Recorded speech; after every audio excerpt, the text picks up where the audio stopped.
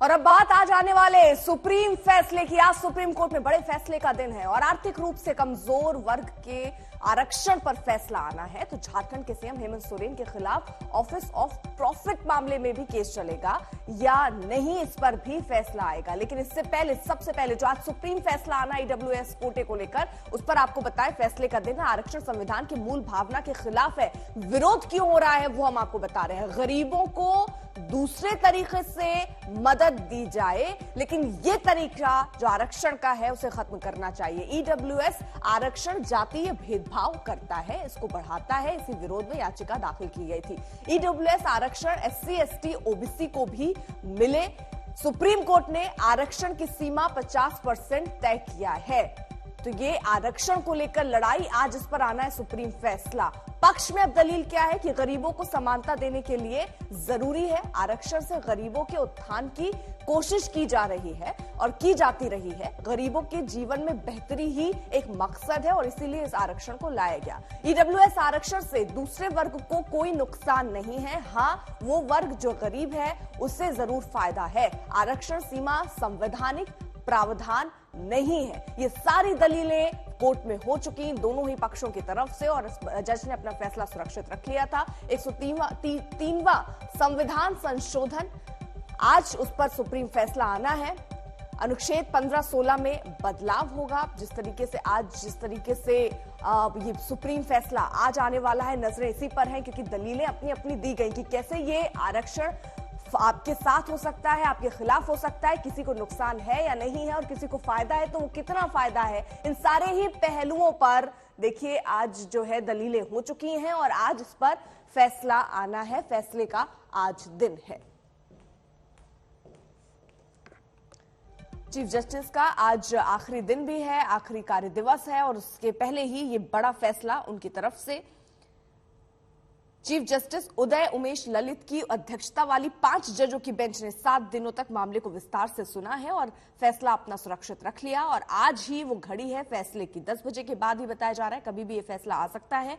आर्थिक रूप से कमजोर वर्ग ईडब्ल्यूएस के लिए 10% आरक्षण की व्यवस्था को लेकर फैसला आज सुनाया जाएगा।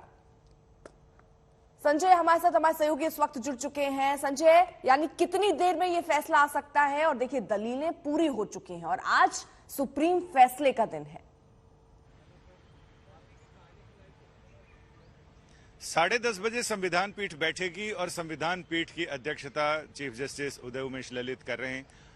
यही फैसला सुनाने के लिए संविधान पीठ बैठ रही है, लेकिन इसमें एक अभी तक कुछ कंफ्यूजन ये है कि ये फैसला 4 फैसले आ रहे हैं, 5 जजेज हैं, 4 फैसले हैं। कॉज लिस्ट के मुताबिक जो हम अंदाज लगा पा रहे हैं उसमें 4 फैसले, ऐसा लग रहा है कि 4 फैसले होंगे, जिसमें चीफ जस्टिस और जस्टिस माहेश्वरी का एक फैसला है और बाकी तीनों जजों के नाम लिखे हुए हैं।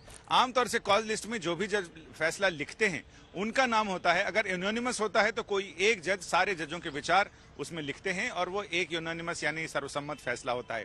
लेकिन अब इससे ये शंका बलवती हो गई है कि सरकार की आरक्षण की जो नई नीति है, जिसमें सवर्णों को गरीब सवर्णों को 10% आरक्षण का प्रावधान किया गया है, क्या वो पार होगी या बीच में मझधार में फंसेगी?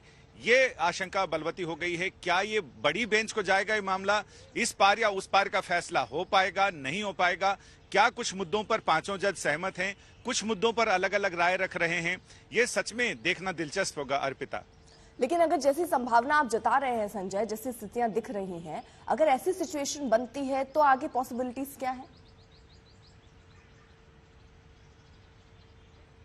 आगे पॉसिबिलिटी ये है कि अब ये तो देखना पड़ेगा कि 2 जजेस का तो ये तो तय है कि 2 जजेस, चीफ जस्टिस और जस्टिस दिनेश माहेश्वरी, वो एक फैसला दे रहे हैं और बाकी जजों के अलग अलग नाम लिखे हुए हैं। तो ऐसे में अगर एक राय किसी मुद्दे पर 10% आरक्षण जो सवर्ण गरीबों को दिया जा रहा है उस पर एक मत होते हैं तो सही है, अन्यथा इसके अलावा वो कि कोई और सजेशन लेकर आ रहे हैं या फिर ये इस बात पर सहमत हैं कि इसे बड़ी बेंच के पास भेजा जाना चाहिए, तो ये कुल मिलाकर अभी इंतजार करना पड़ेगा और हमें फैसले का आखिरी वाक्य तक सुनना पड़ेगा कि आखिर कौन से जज के क्या विचार हैं, पीठ के विचार क्या एक साथ भी हैं और कुछ कुछ अलग अलग हैं या बाकी पूरे अलग हैं।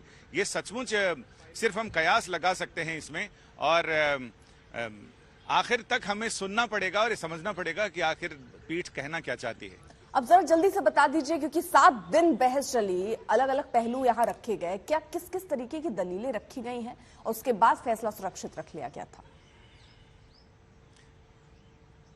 दलीलें ये रखी गई कि सरकार की तरफ से कहा गया कि सवर्ण गरीबों को उन्हें मुख्य धारा में लाने के लिए, जहां प्रतिभाशाली लोग हैं लेकिन वो आर्थिक तंगी की वजह से उनको फायदा नहीं मिल पा रहा है, ऐसे लोगों को मुख्य धारा में लाने के लिए, यानी सबको समान अधिकार, सबको समान लेवल प्लेइंग फील्ड के लिए ये प्रावधान लाया गया है। लेकिन जो लोग आरक्षित वर्ग के हैं, जिन्होंने यहाँ चुनौतियां दी हैं, उनका ये कहना है कि 10% में भी गरीब जो पहले से SC ST के लोग हैं, OBC के लोग हैं, उन्हें भी इसमें हिस्सेदारी मिलनी चाहिए। वरना तो आरक्षण का जो प्रावधान संविधान बनाने वालों ने और देश के नीति नियंताओं ने बनाया था, उसका कोई मतलब, कोई मकसद नहीं रह जाता है। अगर सबको आरक्षण में शामिल किया जा रहा है तो इसका कोई मतलब नहीं है।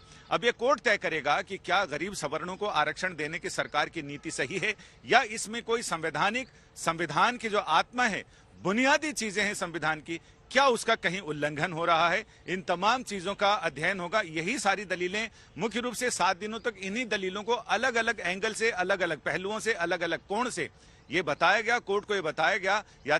40 याचिकाएं इसमें शामिल हैं। उन 40 याचिकाओं के याचिकाकर्ताओं के वकीलों ने कोर्ट को यह समझाने की कोशिश की कि ये नीति बिल्कुल कतई उचित नहीं है। अगर सरकार 10% गरीब सवर्णों को आरक्षण देना चाहती है, उसमें भी OBC SC ST के लोगों की हिस्सेदारी होनी चाहिए, वरना इसका कोई मतलब और मकसद नहीं रह जाता है।